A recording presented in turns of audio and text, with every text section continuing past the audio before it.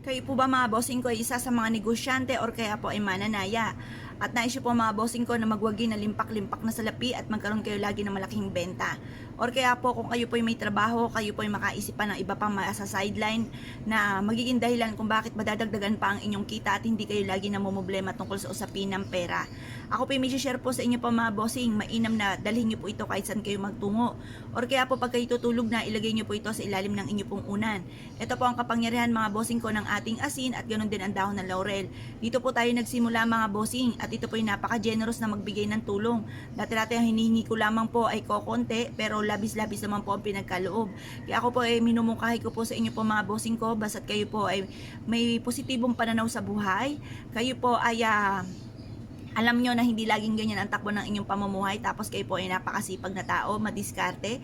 Hindi kayo nakakalimot magdasal. Sabayan nyo rin po ng ganito. Ewan ko lamang po mga bossing ko kung